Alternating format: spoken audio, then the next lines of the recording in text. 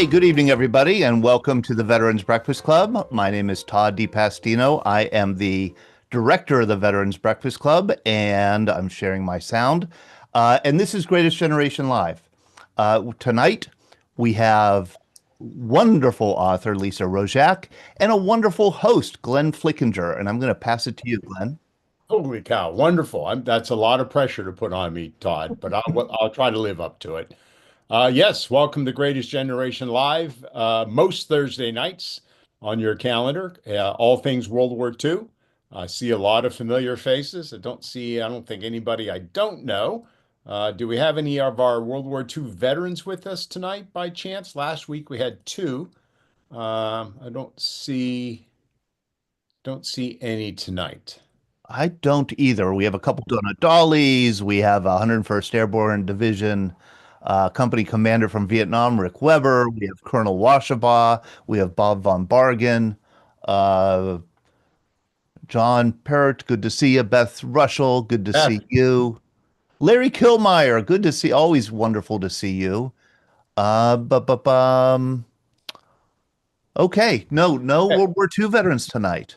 yep, yep. Well, last week we had two, and it awful hard to get them. So I'm not too surprised we don't have any tonight. But welcome to Thursday night Greatest Generation Live, and we just have a wonderful book and a wonderful author to talk about tonight, and we'll just go right to it. Lisa Rojak, please say hello to everybody. Hello, everybody. There you go. That works perfect. Hello, Beth. Hi. Beth and I work together. Oh, is that right? Oh, that's a nice surprise. Okay. Yes. And of Yes. course, you know Daria from Yes, Daria's interview Daria. Yes. a couple of months ago. Daria's on tonight, and ask Daria just to chirp in when you think it's appropriate, Daria. I will. Okay, thank you. So the book is Propaganda Girls. We've got it on a slide too. And as you can see, my normal reading of it with all sorts of notes in it. Um, the Secret War of Women in the OSS. Which is the predecessor, I think most of you would know, to the CIA. OSS started in June of 1942 under William Donovan. And by the way, Lisa, I've always been fascinated by William Donovan. I heard a quote from a famous World War II writer, I think it was Rick Atkinson, who said, Wild Bill Donovan, as he was called, was such a fascinating character that you could not have recreated him in fiction, that his real life was more interesting than what you couldn't have written a novel about. So at the end of the slides you provided, Lisa, I did throw in a couple of pictures of Wild Bill Donovan because he plays a role in all four of these women's stories. So, Lisa, let's just talk a little bit about you to start with. Tell us about your background. We know you're the author of many, many books. How'd you get started in writing so many books? Oh, you're asking about ancient history. I don't know how to do anything else at this point. I started writing because I didn't want to have a regular job, and when I found out that I could get paid to learn about new things, it's like sign me up.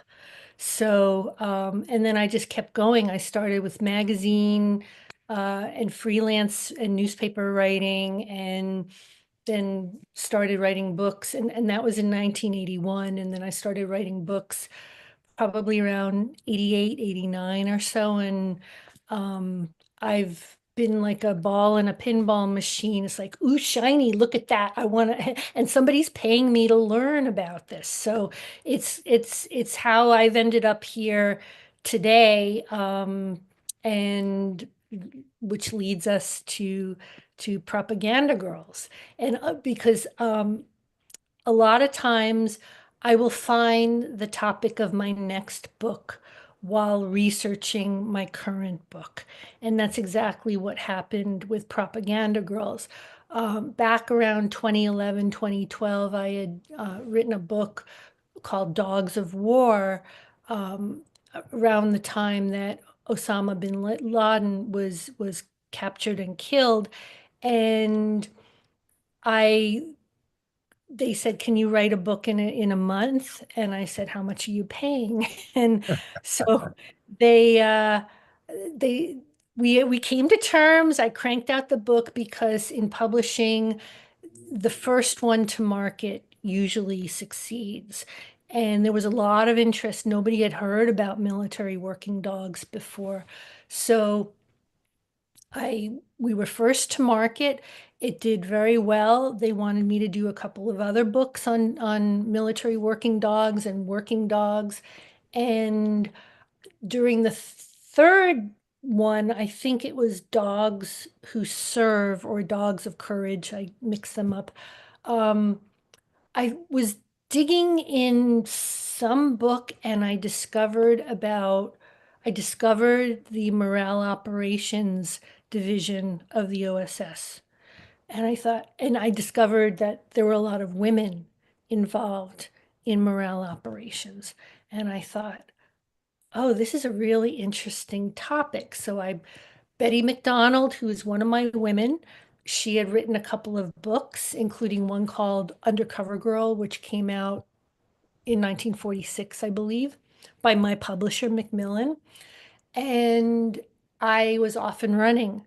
Again, it's like, ooh, somebody, I can learn about this and somebody's going to pay me and I'm going to end up with a book at the end. I can't get much better than that. So, so I that's how I am sitting here today talking to you all because of the dogs. Interesting connections, right? It's kind of how life works.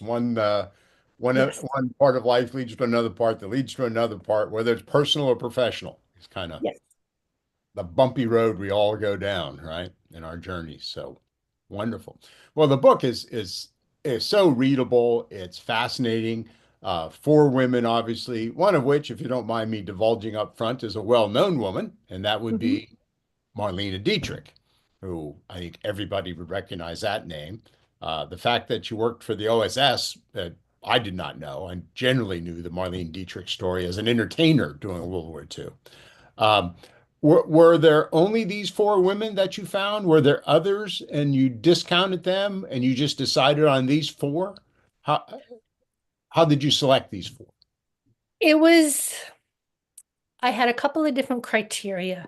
One, there were a lot of women who were working in a secretarial capacity throughout the OSS in all the different divisions. And I needed some women who were on the front lines of this particular morale operations division because you can't write a book about women typing all day. So, um, so I started doing research. I knew Betty was going to be one of my women because she had a lot of information out there already about her, and that's my criteria. I wanted one woman in the Pacific theater. I wanted one woman in the European theater. And I wanted one woman who was in DC because once I started reading a lot of books about the OSS and all the different divisions, all the stories were about women who were overseas in the middle of the action. And I knew that there was just as much action of a different type going on at DC headquarters. So I wanted to include a woman who was working in the DC headquarters because I hadn't seen that so far. And again, the criteria is can I have is does enough information and research exist um, for me to write a book about these four women. And so I found Betty MacDonald.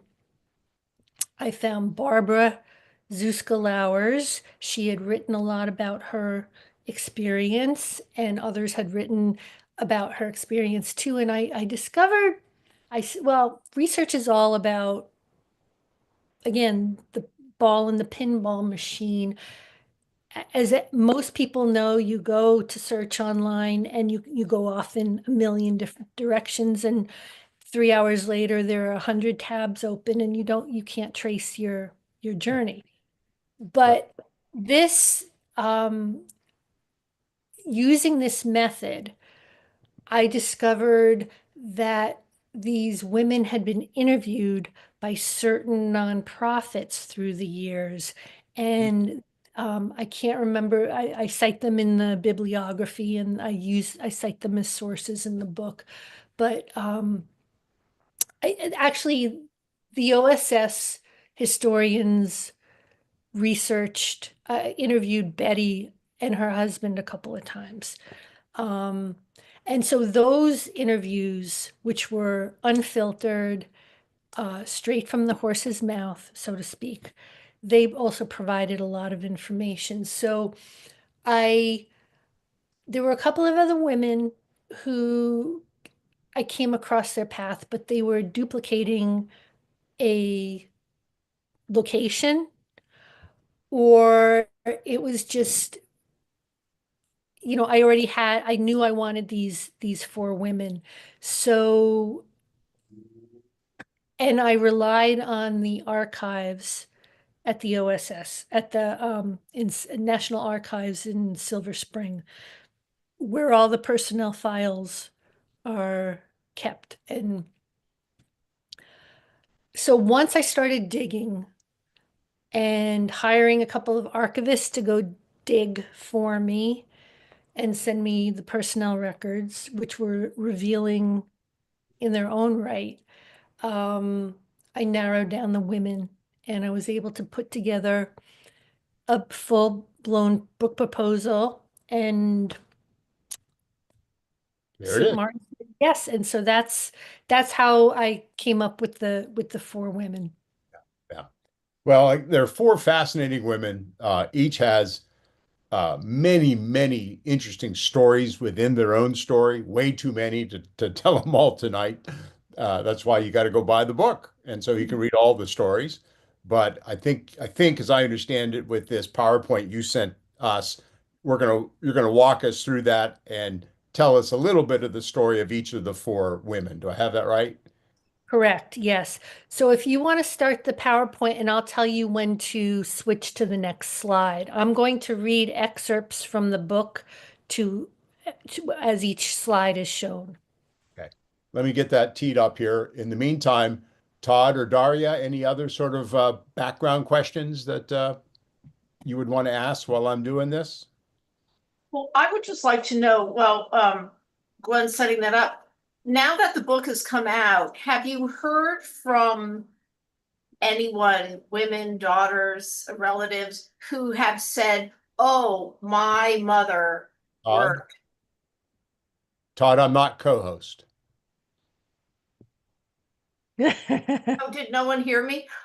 I'm sorry. No, I'm sorry. I can't set it up because I don't think I'm co-host yet. You are now co-host. Okay. So Lisa, Daria, I'm sorry for stepping on you. Please go ahead again. That's okay. Well, that was my question. If you all heard it, was just, have you heard from anyone who may have said that, oh, I knew her, or I have a relative, or is it just No, because for instance, everybody's long dead, but with Jane Smith-Hutton, the woman who was based in the DC headquarters, I interviewed both of her daughters who ended up dying during the course of my research. So as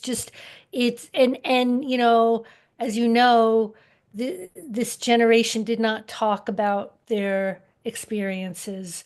right? And so they didn't divulge, and they're not around anymore. So that placed extra emphasis on me just diving in and traveling down these roads to see what I could dig up. So, because I got a somewhat of a sense from from you when we talked regarding the Q&A that we did for the summer magazine, but I just came away with the sense that, wow, because, as you've just said, not a lot of people in that generation really talked, and they were supposed to keep it secret, and they did. But Like it wasn't like you told all these stories to your child and then they passed it on to their child, and so like everybody knew about it. Whereas if perhaps you had a uncle or a grandfather who had gotten a Purple Heart, that would have just been something that Right. would have been passed down. Right, and as Gretchen Ziegler says, it was the OSS. Your lips were zipped. You were not supposed to talk about it at all, even more so than any other branch, any other military branch. Yeah. So But at one point that was lifted, right? They were told they could talk, or just never. the OSS, there, I did a talk in Camden, Maine, a couple of months ago, and which is a hotbed for retired CIA, ironically.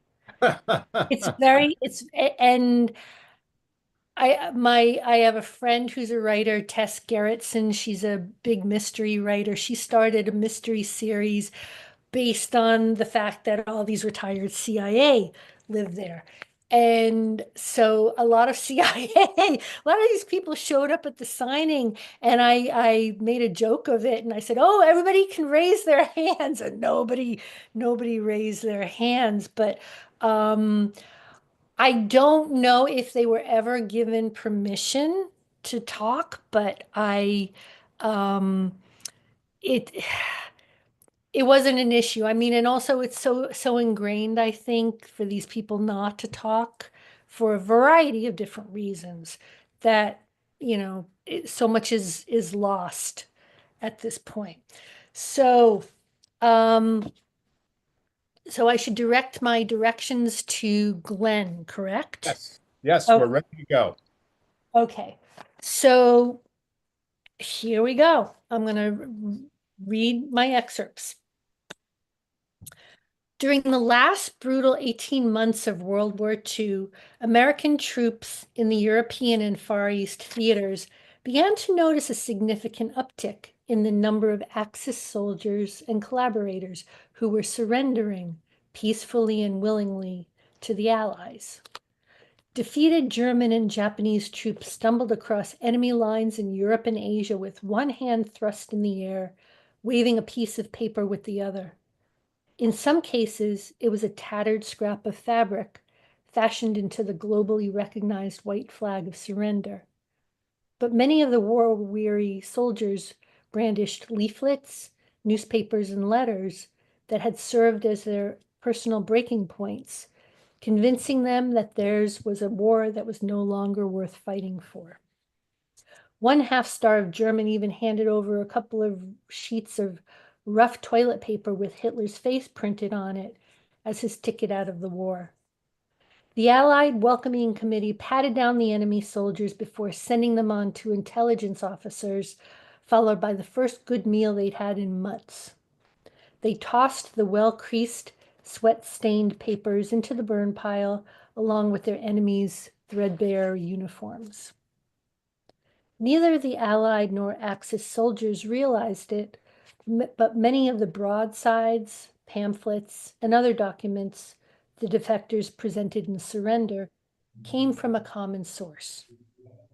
What's more, they were totally fake.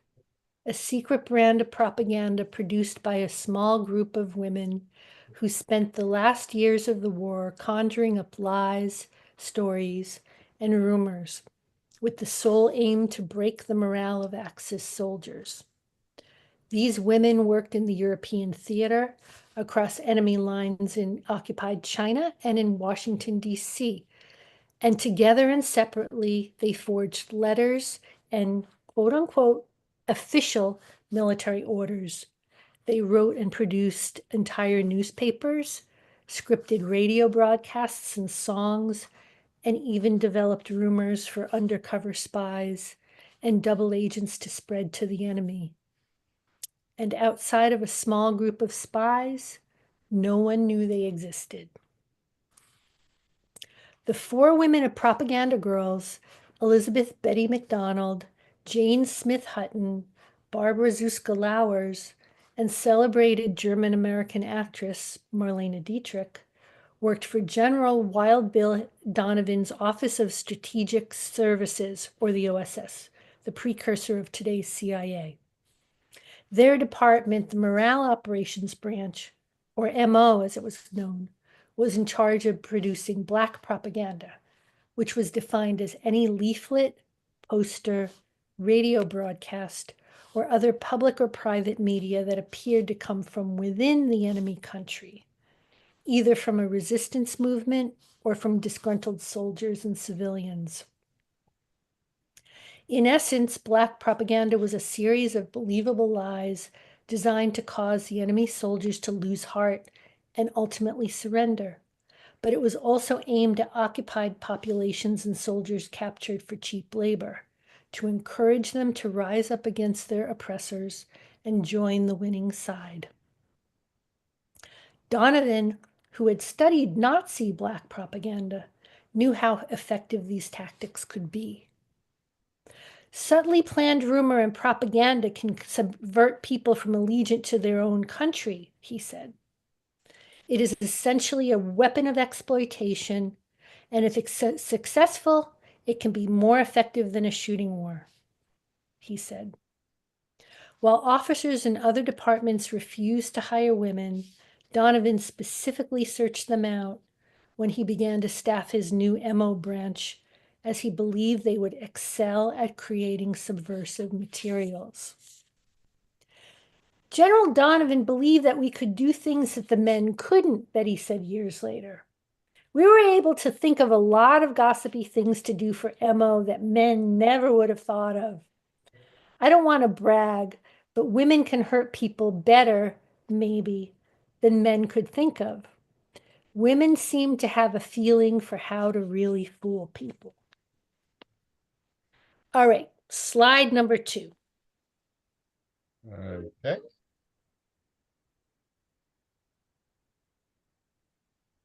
Okay. This is Barbara Lauwers, and the gentleman on the left is Saul Steinberg, who went on to become a celebrated cartoonist for the New Yorker magazine and other publications. He's the one who created, in the 70s maybe, the New Yorker cover where Manhattan is like half the cover and the rest of the country is like this wide. Yeah, sure. So that is, they worked together. They were very close during their time at MO together. Still see that on posters in New York City. Of course. Yeah. So I live in New Hampshire. Zuzka ended up spending maybe 7 or 10 years in New Hampshire in the later part of her life. And all 4 women have really interesting backgrounds. Here is Barbara's.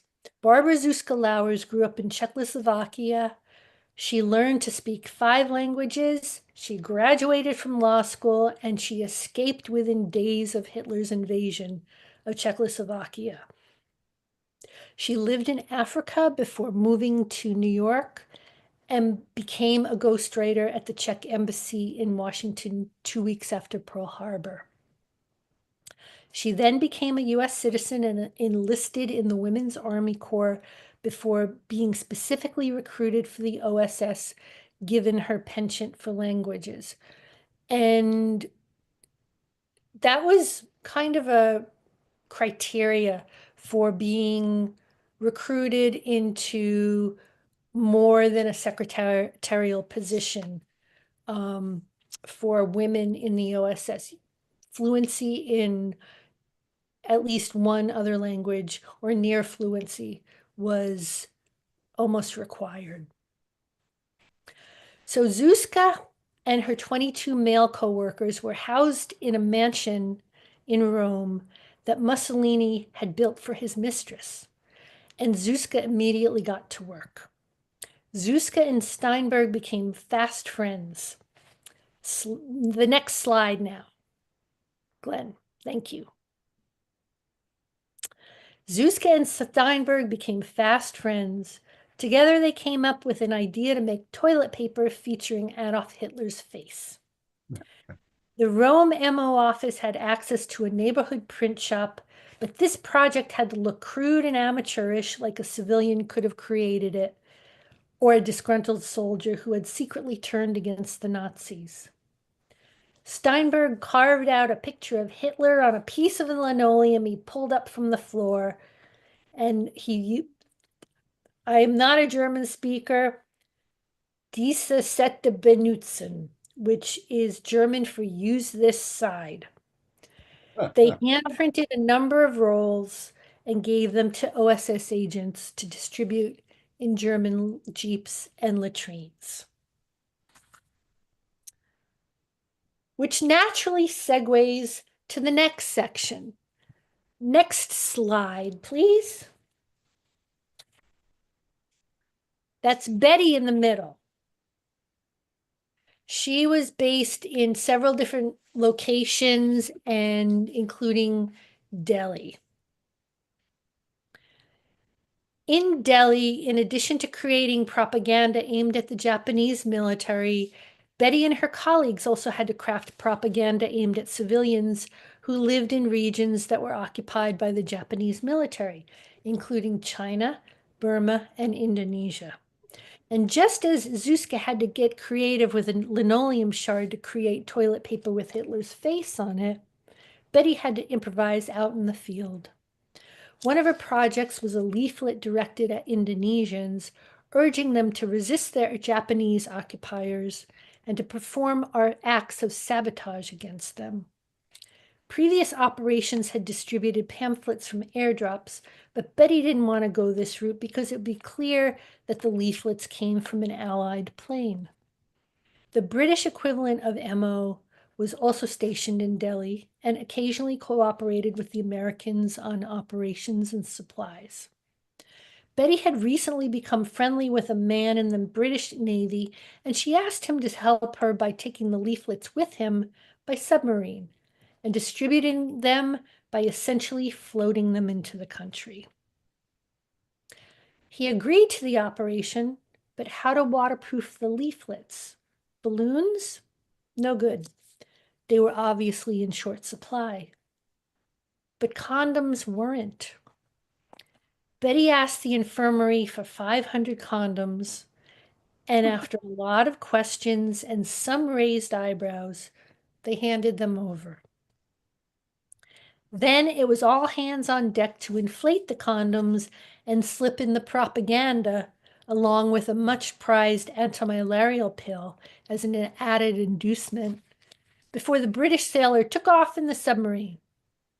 Betty and a couple of colleagues were about halfway through the project when they heard, "Attention! Attention!" suddenly bounce off the cinder block walls. And in walked General Donovan.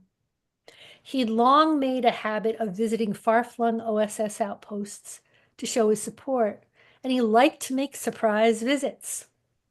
He walked into the room just as Betty had her mouth around the open end of a condom.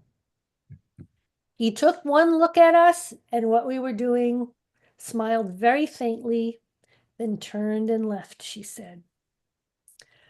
Donovan took it in stride. After all, he had created his own monster by hiring people for MO who were kind of a ragtag bunch and not commonly known for saluting when a higher-up walked into the room. Since Betty didn't enlist in the military when she joined the OSS, she was technically a civilian. However, she did have an army uniform without insignia to wear in case she was captured.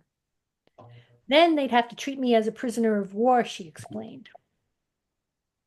In fact, Betty's lackadaisical attitude towards anything military got a colleague in trouble when he was promoted to sergeant and he asked her to sew on his insignia. "I sewed them on upside down because I thought they'd look better that way, and besides, that's the way the British did it," she said. But he got demoted for it. Next slide, please.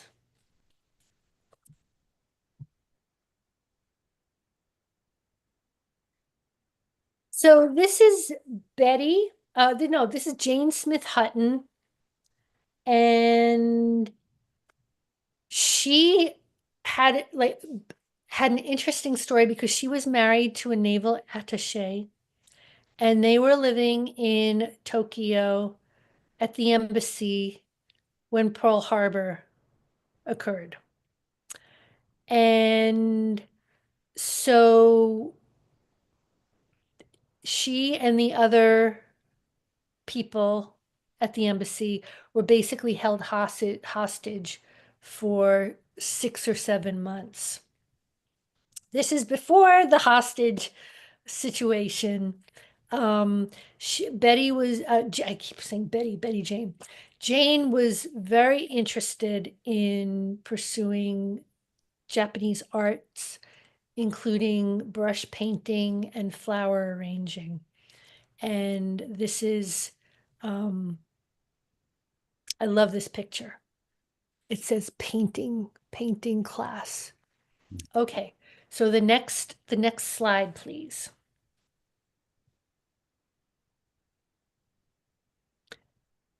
I forget. I think this is during the time that she was in the OSS. Not before. Or her grandson, after both her daughters died when I was doing the research, I got in touch with her grandson, who had a whole cache of photos. And these 2 photos that he provided to me were family photos that were available nowhere else. So women in the OSS, even though they were officers or in their skill set was very specific, it was really hard for them to get promoted. It was the 1940s, and in the military, a lot of, I would say the vast majority of officers and enlisted men didn't want women around because women, this was a new thing for them, and there were a lot of prejudices. So Jane was adamant that she be promoted for the work she was doing. Jane decided that it was high time that she be promoted. After all, like Betty and Zuzka, she was often doing twice the work of her male colleagues and getting paid significantly less.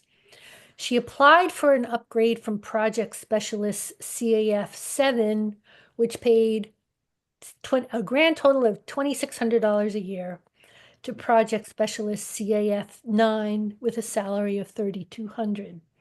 It wasn't much, but it would provide confirmation that what she was doing was valuable. The required written recommendations she collected from coworkers were glowing. She holds a very responsible position and is one of the most valuable of our staff members. The requested increase in salary is well deserved. She is one of the most well-informed individuals on conditions in Japan who we have on our staff. But her request for a promotion was turned down. The excuse was that she lacked sufficient work experience. Jane must have raised enough of a stink at her rejection that the acting chief of the OSS Employment Division, Edna Stonecipher, wrote a letter asking the commission to reconsider their decision. It is felt that she warrants the commission's approval due to her unique qualifications. She is highly skilled in handling the intricate problems involved, and she is the best available qualified candidate for the position. 10 days later, the request was again rejected. Jane was outraged. She applied one more time, and whether it was due to her stubbornness or perhaps some money being reallocated from one budget to another, on January 1st, 1945, she was promoted to the level of Project Specialist CAF 9 at a new yearly salary of $3,200 plus overtime. though she kept the same title of assistant to the head of the Japan desk. Jane was pleased, but perturbed that it took several tries to get promoted. Job descriptions at Emma were very fluid due to the constant flow of new projects and tasks that staffers encountered on a daily basis. Besides, everybody was so flat out with work that nobody really noticed or cared what your title was, or if you just gave yourself a new one. So, after she was promoted, Jane simply began to refer to herself as Chief Japan MO. After all, that's what black propaganda was, telling believable lies. And Jane was a very good student. Next slide, please. Lisa, is the next slide starting with Marlene Dietrich? Yes. Could I ask a couple of questions about these three women? Yes, correct. Go ahead. Because when you get to Marlene, it strikes me as I read the book, it's sort of a different situation because she's already a big time celebrity, right? Whereas these three women were totally unknown women to the general public, all incredibly intelligent, all become incredibly accomplished in what they do, but unknown, right? And frankly, unknown again until you wrote this book, right? So a couple of things that struck me about these three women. Uh, do I have it right? Do all three women end up with marital problems at one time or another because of their movement around the world and their husbands moving around the world and the circumstances they faced? Essentially, yes. I mean, Jane was married to the same man for the rest of her life, for the rest of his life, and she met him in the 30s. But, you know, it was wartime. You didn't know if you were gonna see another day. And that was the prevailing attitude, especially when you were based in essentially war zones. Yeah. So it wasn't uncommon, you know, whether it was in MO, in the OSS, or in any branch of the military back then, to have to write and receive Dear John and Dear Jane letters. Because that would have applied to, I mean, that idea, this is wartime and etc. That would have applied to men too. Oh yes. That's Yeah, that, okay. that's in my head. That's Dear Right. John, Dear Jane. Yes. Yeah. Um, and all three women face what today we would consider incredibly discriminating circumstances as women. Yes. Not only in their pay and in their title and in, how they were not respected by their fellow male colleagues, or many of their fellow male colleagues, not all of them, many of them. But one was rather shocking to me, and that was, help me with the name, the Czechoslovakian woman Barbara Zuzka Lauwers. Barbara, who ends up in North Africa, and she's in a fairly junior position at first. There aren't many women around, and she's expected to entertain the officers Yep. to the point of sexual relations, Yep. which she just sort of accepted as that's the way it is. Yep. To our ears today, that just sounds absurd. It was a different time, and as you pointed out, the prejudice against them for being women, they could work alongside each other during the day, but at night,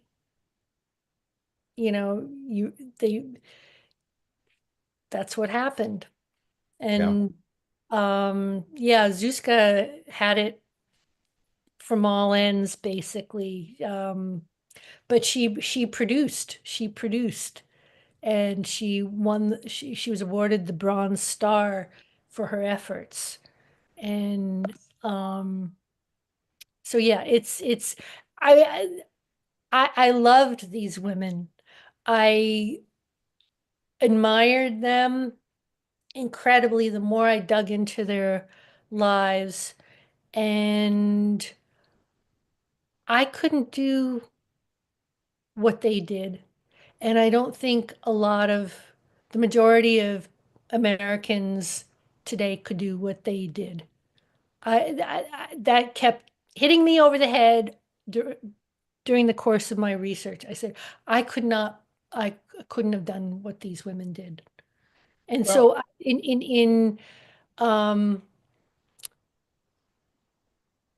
in realizing that, I really doubled down on wanting to present what they had gone through and continue to dig and dig and dig and dig and find even more details that would underscore how special these all four women were.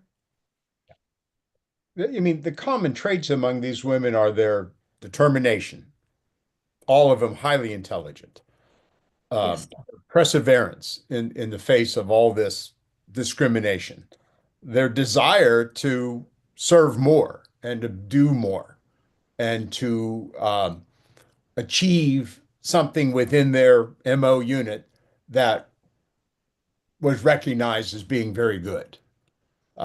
They all had those traits. Uh, Yes. yeah, yeah. Was it Betty who was the reporter in Honolulu at the beginning of the? Yes. Could I ask you to tell the story about the little boy on Pearl Harbor Day, the day of the Pearl Harbor attack? Okay, let me dig that up. Just as Jane was stationed in Tokyo when Pearl Harbor was attacked, um, Betty was a newspaper reporter in Honolulu when Pearl Harbor was attacked.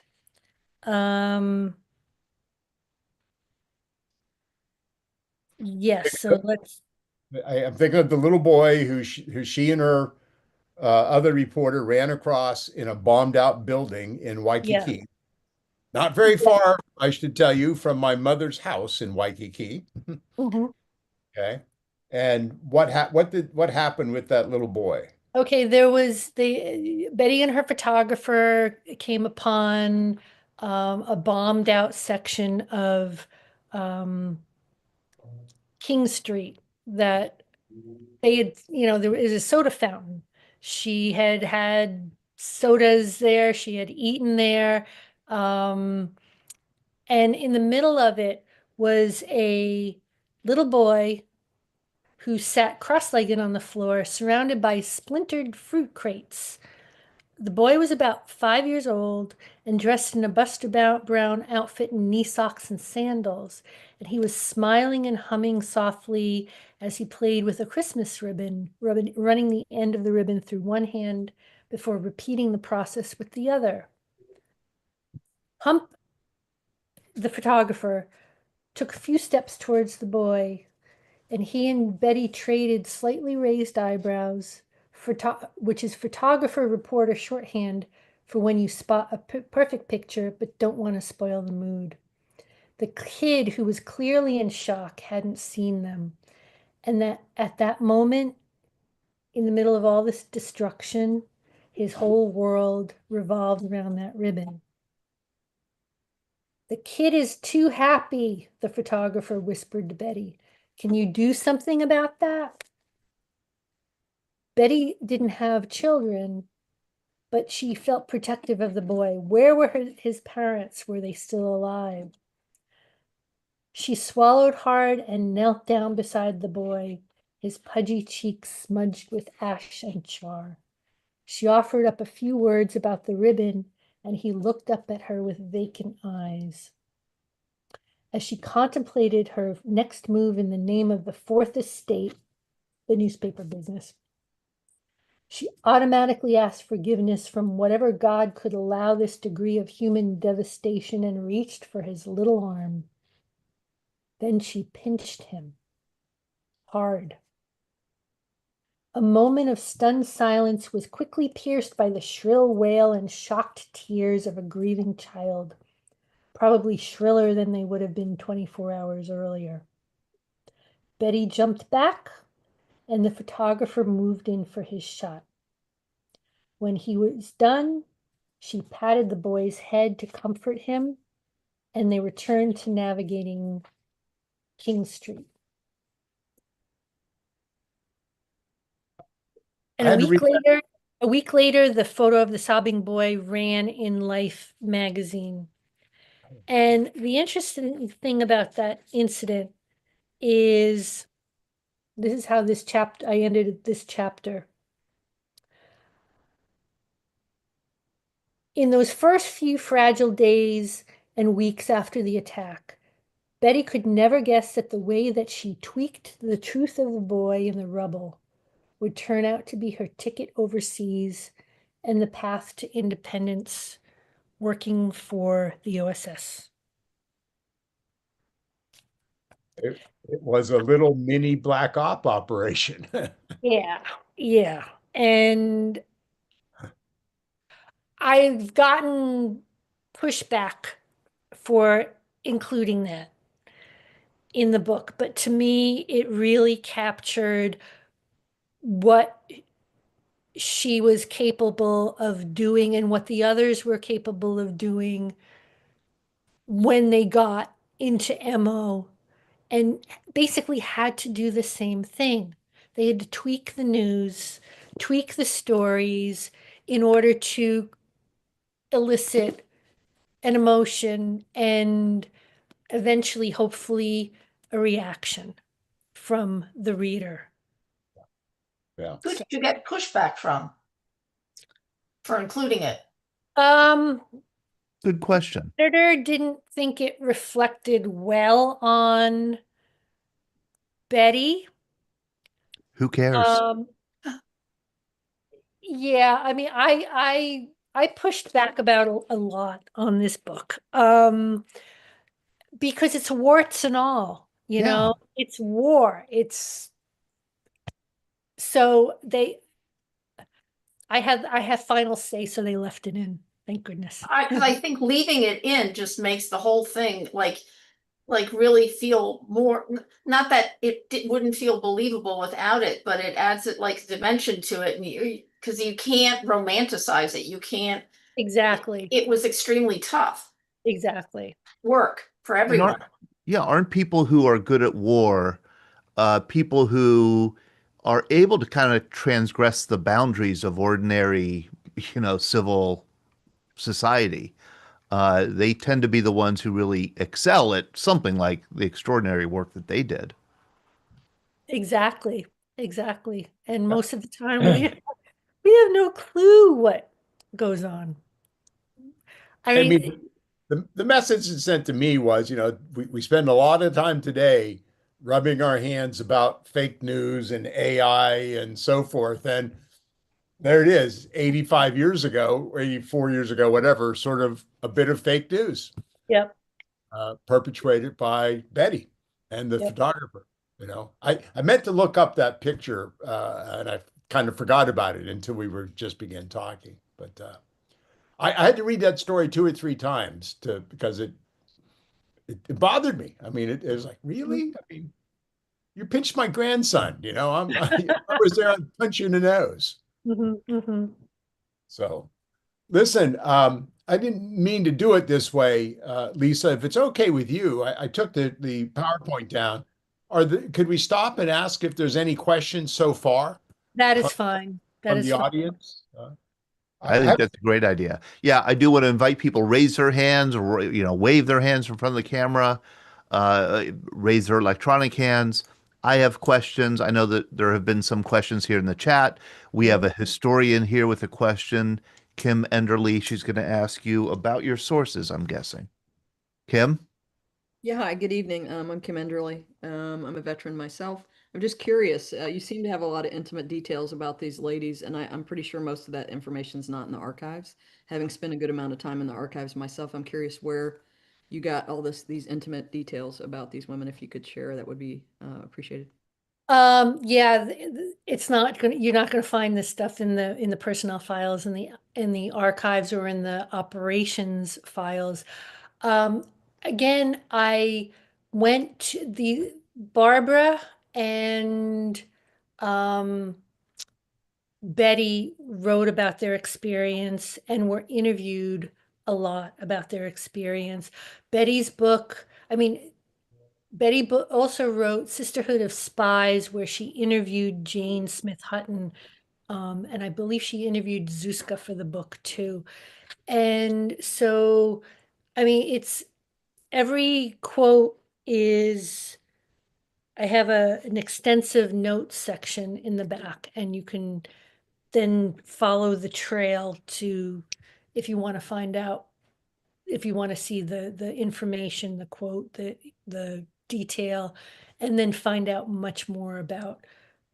It's just a rabbit hole. I spent 6 years in going down rabbit holes, and I have maybe 10 big file boxes just of papers, and I, I don't know how many countless books.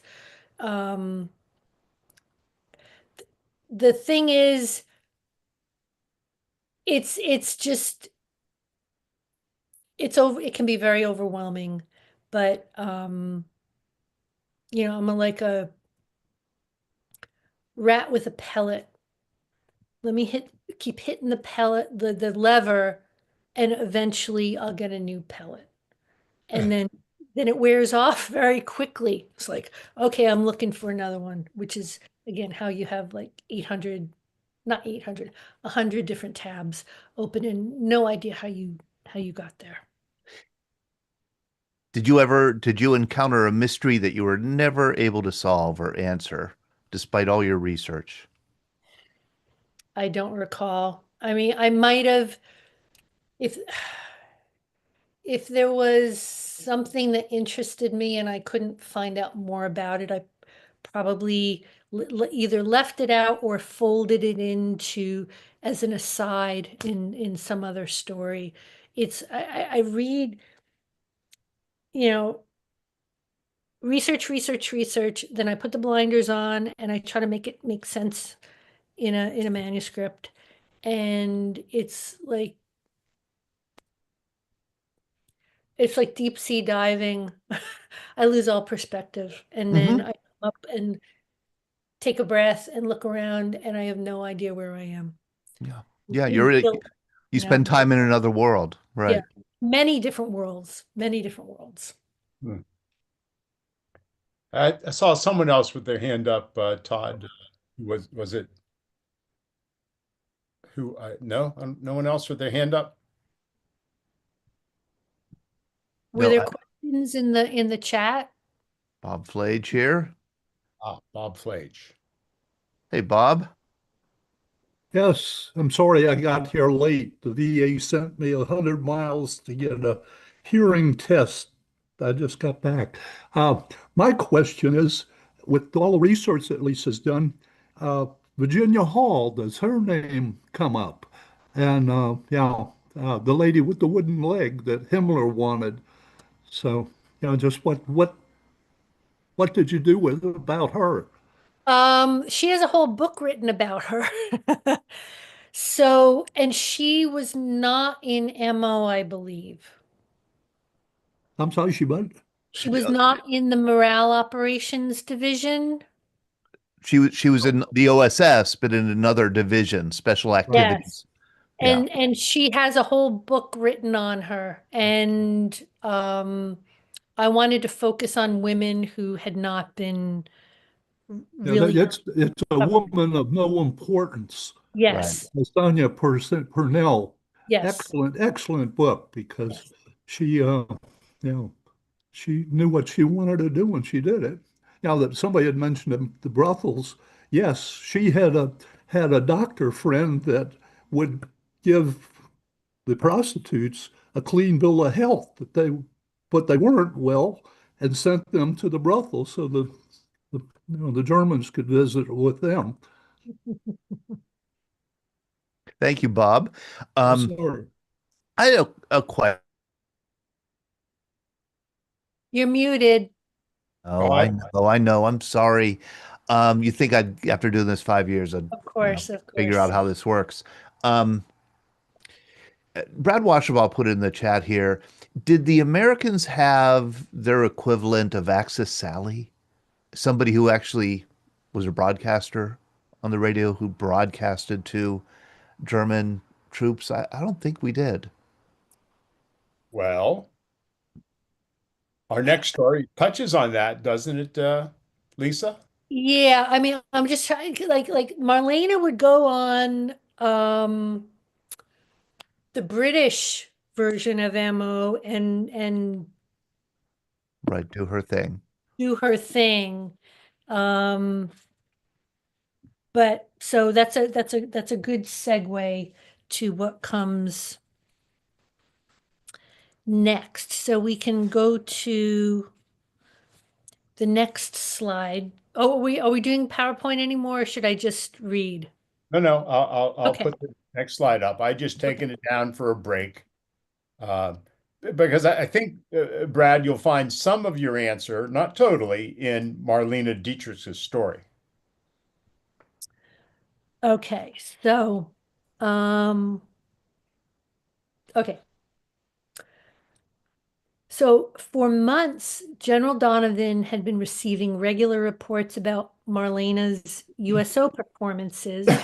She would also visit military hospitals in Italy. Donovan paid her a visit one day, laying out his plans for a new clandestine program called the Muzak Project that was gearing up in plain sight in Times Square. Donovan explained that he wanted to expand Soldatensender West, which was the British equivalent of broadcasting propaganda in the form of music, news stories, and just some feature programs and interviews across enemy lines. And Donovan wanted to enhance the musical selections by broadcasting popular American songs recorded by German singers in their native language. He figured this would help twist the heartstrings of German civilians and soldiers alike, bringing them one step closer to acknowledging the futility of continuing to fight an unwinnable war. And in his opinion, there was no better performer to accomplish this than Marlene Dietrich. Donovan asked her to contribute a total of 12 songs to the project, and she quickly agreed. Noted German composer Kurt Weill, who wrote the music for the Three-Penny Opera, orchestrated and arranged the OSS songs to suit the German mood and temperament. And his wife, singer Lottie Lenya, would also record several songs on the project. Many of the songs had no propaganda content, but were intended solely to attract listeners to the news segments. Others had a nostalgic appeal designed to promote more weariness and defection. Still, other songs were hard-hitting satirical songs attacking Nazi leaders, relating to the discomforts and disillusionment of war. Marlena loved the project, and she was well aware there was a real risk in beaming her sonorous alto directly into her war-weary native country. Some Germans viewed her as a traitor. Indeed, in the thin-walled, bombed-out tenements of Berlin and Dresden, neighbors who continued to toe the party line, despite mounting evidence that the German army was in retreat, were all too willing to turn in their neighbors to the local Gestapo. But many Germans missed her voice. After all, she was the country's biggest export before the war. For many disgruntled Germans, hearing the sound of Marlena's voice was worth the risk. Besides, there was no other American singer who had the essential ingredient. I am German, and I understand the Germans, she affirmed. Just like Jane, who had spent years along the Japanese, she knew best how to hurt them and what would push their buttons. Marlena's friend, Ernest Hemingway, who called her the Kraut, agreed. Even if she had nothing else but her voice, she could break hearts with it, he said.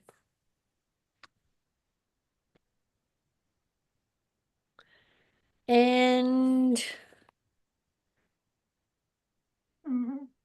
that is it. You can play the song if you want. You don't have to play the song, or I can tell you all to go to YouTube and type in Marlene Dietrich sings The Surrey with the Fringe on Top in German. And that was finding this song. This album came out in the early 50s, where she sings, it's American songs in, I can't read it, but basically she sings the songs that she sang for the OSS in German because they were beamed into Germany. And these are not the original recordings from during the war. She had to sing them again anew, which she found very difficult because she had left that part of her life behind. But she did it. The producer she worked with was none other than Mitch Miller, who was director of research and development, or one of those weird acronyms at Columbia Records at the time. And he came up with the idea for her to do it. So you can also find this album on eBay for a lot of money. I got mine years before anybody knew about it. But again, the highlight of researching Marlene was hearing her sing Sorry with the Fringe on Top in German. So So many pictures. I found a few extra here that I yes, there are a lot of pictures of her. She traveled she was with the USO, but she would also go with the troops. She wasn't supposed to, but she went behind enemy lines with the troops. And a lot of the soldiers thought they were hallucinating when they saw her. But it was, she just, all four women said after the war was over and at the end of their lives that the war was the best time of their lives because they felt valuable, like they could contribute something valuable. Their talents were, for the most part, appreciated. And they never felt so alive. I think it was Marlene's quote, she never felt so alive again for the rest of her life as she felt during the war. So one of the humorous stories, if you don't mind me repeating it from your book, Lisa, Sure. and she's in a situation like this. She's with the troops right behind the front lines. You know, she put herself in danger many, many times. She worked herself to exhaustion, right? But Marlene Dietrich was known, even at that time, to have been, let's say, sexually promiscuous is a nice term for it, right? You listed in the book the number of men that she was thought to have had relationships with. I'm not sure all of them are proven, but the list is pretty long. So at one of these events like this, with a bunch of GIs surrounding her, one of them asked her, well, have you had sex with Eisenhower? And what was her response? She said, "Darling, Ike wasn't at the front." That's a pretty good imitation of her voice, by the way. It's because I've been talking for a while at this point, so. I love that story. Yeah. Go ahead. Oh, so if you didn't have another question, I have a question. But if you don't mind, I have a question about Wild Bill Donovan and his work with these women. because, you know, one of the things that really caught my attention was how your point and that you mentioned in the book and is how he just kind of he got these women, he picked them, they were handpicked, and then he just kind of let them go. Yes. There wasn't a lot of oversight. And so I just wondered if you could, for everyone, just sort of expand on that context in the sense of like what would oversight have looked like if it were men? Like what does that mean functionally?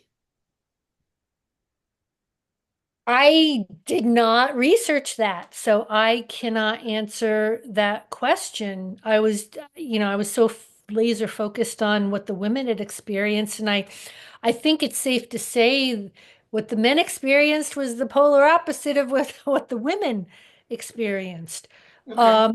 Although at the same as you just mentioned, he let the women loose. He trusted them, and um his underlings who were at the top of the hierarchy in the Morale Operations Division, they did not appreciate it. And I think they probably tried to sabotage, well, they definitely tried to sabotage the women in their efforts. But, you know, like Betty said, and like I include in the book, Mhm. I'm not sure of the exact quote, but she said if he told us we could go ahead. If we had a good idea, then go ahead and do it. And I think except for Marlena, and maybe Marlena had to deal with producers and directors who had definite visions of what she should be and how she should be in her movies and in her songs. But this is the first time in their lives that they've heard this from a man or a woman. Right. So, and that if somebody entrusts you to and knows you have the skills and the talents to create something, um, you know, they wanted to I never mentioned this in the book, but now they wanted to make him proud. They wanted to live up to what he believed they could do. And again, how rare was that? That was non-existent back then. Yeah. So, yeah, so I don't know if I answered your question, but it's No, I kind think of, I was just trying to kind of like see if I could get some more color on it, and I did. And it sounds also like it reflects very specifically on Donovan and the kind of yes, person he was. yes, exactly. Exactly. And Donovan, I had the slide. I won't put it back up, but he was a World War I hero as well. He was Colonel Yes. Donovan in charge of a battalion in the 42nd Division, the famous Rainbow Division. And he won a couple of medals. He was, well known. He was already a lawyer at that time. Right. Between wars, he becomes a sort of one of these, he's a Republican. He's a roving diplomat lawyer for the country basically. um, Becomes very close to many of the British intelligence people in the 30s and becomes friends with FDR, despite the two of them being from polar opposite political Right. persuasions. Right. And it's that friendship with FDR that leads FDR to bring him in first in an office. I think it was called the Coordinator of Intelligence, something like that. And then once after the war started in June of 42, the OSS. Mhm. There's several biographies out there on Wild Bill Donovan, and they're Yes, yes. all excellent. They're all excellent. I have them all. I didn't read them cover to cover, but he was a very unusual man Yes. and leader. And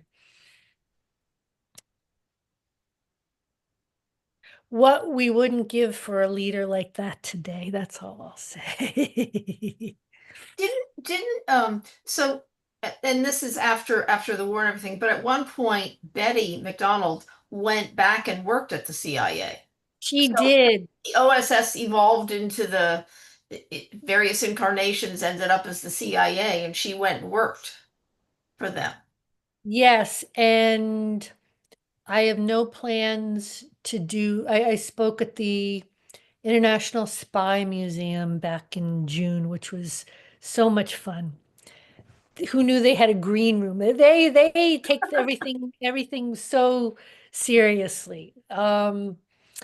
And somebody asked me if one of the questions was, what are you going to do next? And I said, I have no plans to do another book on the OSS or World War II or anything like that. But I said, if I could ever get my hands on Betty's CIA files, that is a book that I would love to do. But that ain't gonna happen. Do you by that? So what did she do there? Do we know? She was, Was she more than a secretary? yeah. She was based in, actually, she married, I think her, again, it's hard to remember all the details when I wrote the book 2 or 3 years ago. But after her husband died, who she had met during the war, she was really depressed and she went to speak, not with Donovan, it could have been Donovan, but somebody said you need to get into the CIA. So she joined the CIA. She was based in Tokyo, and her cover was as a children's book author. Oh, that's And why. she had written a couple of children's books at that point, and the CIA, she wrote one that the CIA published, and she went to travel through Japan on tour, and that was her cover. And that's all I know, because Oh, that's all she said about it. And again, that would be, I could lose myself in that for in a number of years researching her. But like I said, they declassified the OSS files. I don't know if they'd ever, even from the 70s, if they'd ever declassified the CIA files, because she was over there in the 70s, maybe pushing into the 80s. But yeah, that's one story I'd love to do. What's interesting about these women post-war, all four, including Marlene, even though she has the celebrity status, is they all immediately after the war kind of, are down, depressed because they're Yeah, no longer in this, rarefied atmosphere of the OSS contributing and so forth. But correct. they all come out of that pretty quickly and find fascinating work that they all did subsequently in the 50s and 60s and so forth. And they all seem to live a very long life into their 90s, and I think one into 101 or 100. Betty died when she was 100, yes. Marlena, Zuzka, yeah, they all lived very long lives.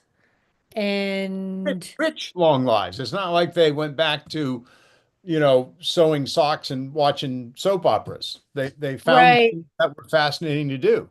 I think the OSS really set the tone for the rest of their lives. Yeah.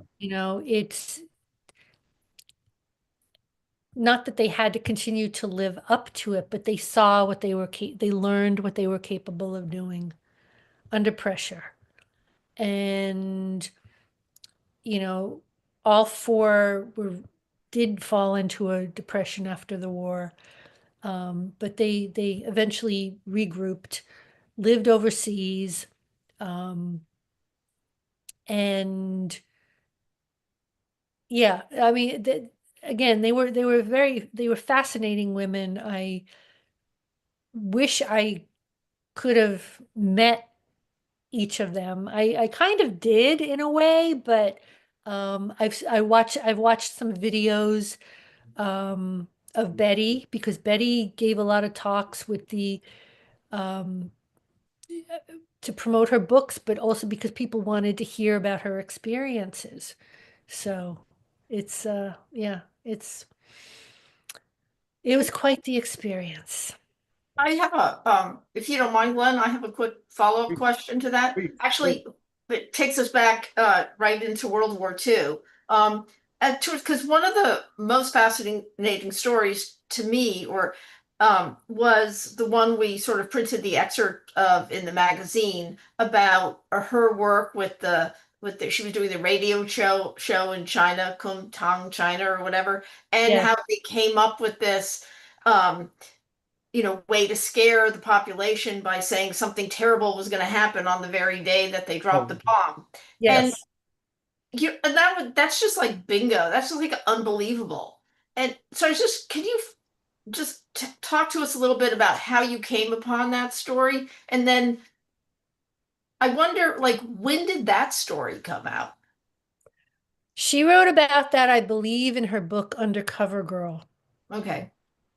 And that was before everything. I think it was before everything was classified, because she said she just she describes stuff in that book that shouldn't have been out Field. in the world. Yeah.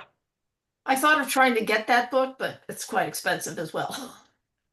Yeah. Again, I bought Marlene's album and I bought Undercover Girl back in 2016 when I first found out about when I first started doing my research. Mhm. And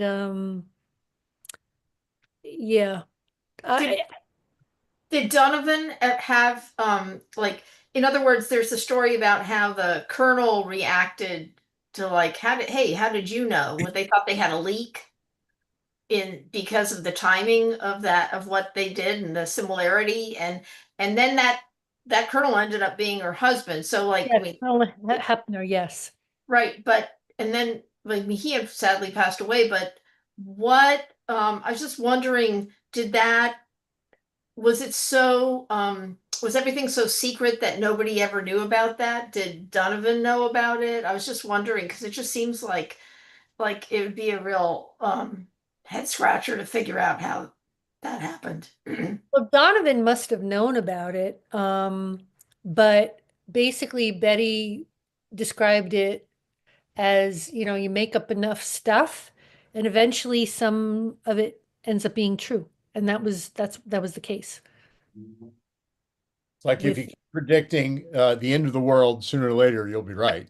exactly. Exactly. Or the next recession. That's the other. That It strikes me that World War II was this watershed in the history of women, and especially women in the military, women in war.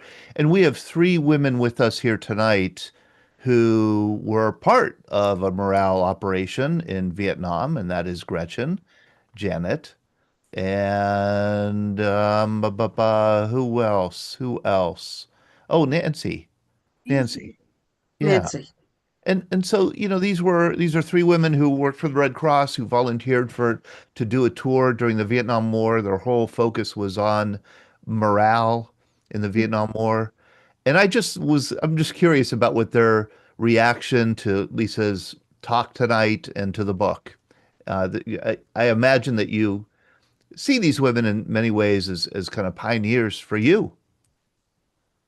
A lot of the stories sound awfully familiar.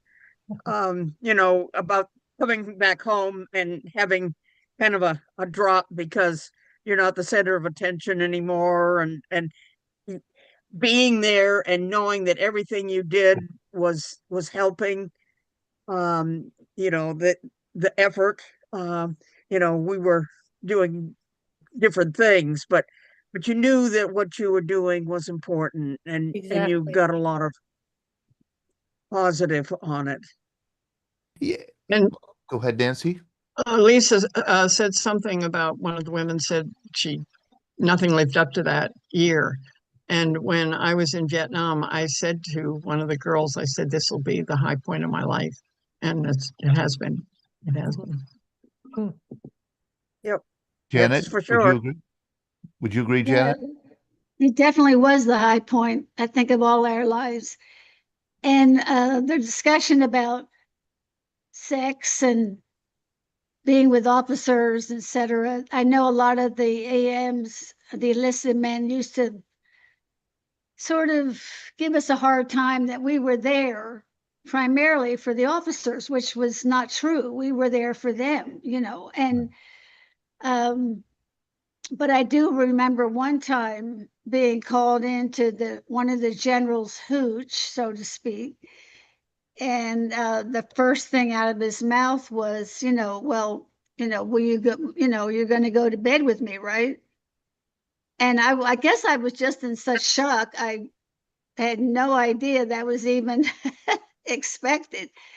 But I just said no. And from that point on, we were good buddies. I mean, he would take me out on, out to the field, and so anyway, but I mean, just saying no and not giving in to that demand, I think really made us a lot better relationship. Mhm. I have to say, Nancy, Gretchen, and Janet, that I guess if I were looking back, we should have gone farther. You know what I mean? I mean, by the No. time that you were serving in Vietnam, there should have been more progress, I would have thought, in women's equality and women serving in war. It seems like maybe we should have learned our lesson in World War II about that. But We were Mr. You didn't go raised. to the We general and were- the admiral's meeting the other day? Oh, here we go. Yeah, no, Yeah. the minute I brought this subject up, I thought that we would get to that. And we don't talk about these hot button Right. political, divisive, polarizing subjects, but I mean that's right on the nose, isn't it? Isn't I mean that was Yeah. very much the topic. Women are definitely being put down Yeah. now. So So We were raised with a different frame of mind too, which was yes. we all went to college, and then you get married or you are a secretary or whatever. We didn't have that frame of mind, so we were really unusual in that regard. And so I don't think it's surprising that we haven't moved that much in that long. Well, after World War II ended, the women were expected to just go and become housewives and pregnant and mothers and secretaries and nurses and teachers. And, the GI Bill was supposed to be for men and women, but women were strongly encouraged not to partake of it and free up a space For the men, because they've got for to support their families. that, and they had been overseas in fighting and all, and that was another reason for why they became the women were depressed after the war ended, because they were expected to go back or to step into traditional women roles for women. I think that the women, I've read a lot about these women, the spies and the various things that they did, and the woman with one leg and stuff. And anyway, to me, it's a different breed from what the donut dollies were. Yeah. I mean, yes, we had an element of that, but they put their lives on the line, these women did. And in a way we did, but nothing. To me, they're a whole different breed. Yeah, it's more the coming back and not being able to get a job with the same kind of responsibility is what I'm seeing. yeah, I agree. This book I've mentioned a couple of times last week by David Nassau, The Wounded Generation, who we're having on next month. It spends a lot of time on that cultural aspect of American society, what the women who stayed home went through while the men were away, and then when the men came back, and the different um, attitudes they had because they had learned to take care of themselves. And Yeah. now all of a sudden they were expected to just, go back to darning socks and making babies. And many of them didn't want to do that. So I look forward to that book, The Wounded Generation. I don't know, Lisa, if you have heard of that one yet. It's No, really I haven't. I just wrote it down because it sounds fascinating. Wonderful book. Justin. Well, I mean, I toned in only because my father's best friend in the Army Air Corps during World War II was a B-17 pilot. His wife was a Rosie the Riveter. She worked for 4 different companies. She was a master welder by the time the war ended. And when they lived 2 houses down the block from us. And I asked her one time, I said, so what did you do? She told me everything she did. I said, so how do you feel now? She said, well, John's not in the Air Force anymore. He's a banker. And I'm going down to Houston. I'm going to work on a pipeline. He says, I am a master welder on 4 different classes. And so I just decided I'm going to make all the money I can make in the world. To hell with them. And she went down and they interviewed her, she said, and he said, well, if you're going to weld, show us your credentials. She took 2 pieces of dichotomous steel, put them in a vise, welded them up, and said, you try to break it. Hired her the next day. And by the time I was 18 years old, 9 of her friends, all women, were working on pipelines all over the United States. Because they just said, we're not going to take it. We're going to go back to do what we'd like to do. And so they started teaching it. The whole thing is, it's the chance. And you've got to take it and go. I said, I should be an airline pilot today. I did 8 years of flying helicopters. My best friend was the senior pilot for Qantas. Sometimes you take the advantage, sometimes you don't. But a lot of times you ladies didn't get the chance to take the chance. And that's a shame. Right. Thank you, So Justin. that's my thing on that. Great story. great. It really is the beginnings, the post-war years are the beginnings of the Cultural Revolution that occurs in America over the next 30 or 40 years, and arguably we're still going through. Yeah, and it's so striking, and it is kind of 2 steps forward, 1 step back, or 1.5 steps back. That it's not like this straight line of women that demonstrate what they're able to do, and the whole world changes. It's like there's a reaction sets in, so then there's another movement and another reaction. It's constant contest. Yeah. Well, Todd, it's 8:30. Should we wrap things up? Yes, we should. Thank you very much, Glenn. Thank you, Lisa. Thanks to all of you for joining our program. Lisa, what a fascinating 90 minutes we had with you. I very much appreciate you sharing the story of these women. Glenn, I appreciate you hosting it and all of you participating in this conversation. Lisa, Thank you for inviting me. I enjoyed myself. well, a great pleasure to read your book and to talk to you about the book and about your writing of it. Thank you so very much, and we'll see you all Thanks, next Lisa. week. Yeah. Okay. Next Monday.